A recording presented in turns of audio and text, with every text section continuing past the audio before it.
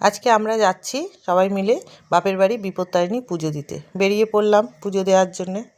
মিষ্টি কিনতে চলে আসলাম, 13 রকমের মিষ্টি লাগবে। মিষ্টি আমাদের কেনা হয়ে গেল।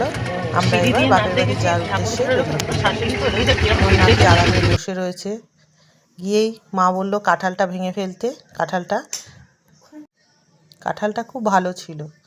তারপর বাবা পুজোয় বসে পড়লো। এই যে আমরা সবাই মিলে অঞ্জলি দিচ্ছি। অনেকে এসছিল পুজোতে।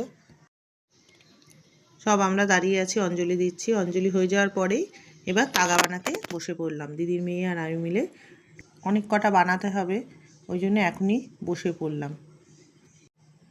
হয়ে গেছে আমাদের তাগা বানানো, সব রেডি। এবার নাতি আমার হাই করছে, বাবা পুজো করছে, বাবা আরতি করছে। এখন আরতিটা দেখতে খুব ভালো লাগে। সবাই মিলে বসে আমরা আরতি দেখছি। সবার নামে নামে এখানে পুজো দিচ্ছে, এক একজন করে পুজো দিচ্ছে। জন্মমৃত্যু দিল, হাতে তাগা বেঁধে দেওয়া হচ্ছে। দিদির মেয়েকে হাতে তাগা বেঁধে দিচ্ছে। ঠাকুর ঘরটা এত ভাল লাগে পুজোর সময়, ঠাকুরটাকে খুব সুন্দর লাগে, সুন্দর সাজানো হয়। নাতি বল খেলছে, আমরা দুজন মিলে আবার পঞ্চপ্রদীপের সব সাজাচ্ছি, সব রেডি করে দিচ্ছি। ব্যাস গাড়ি নিয়ে উল্টে পড়ে গেল।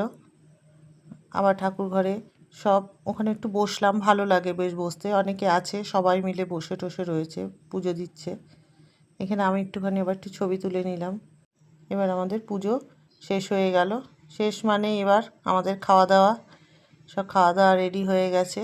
এই যে 13 রকমের লুচি, ডাল, ছোলার ডাল, কুমড়োর তরকারি, মিষ্টি 13 রকমের, দই, সুজি, অনেক কিছুই আছে। সবাই মিলে আমরা একসাথে বসে খেতে বসেছি। আমার থালাটা একটু বেশি সুন্দর করে সাজিয়ে নিয়েছি। ভালো লাগলে like, comment, share, subscribe. Tata.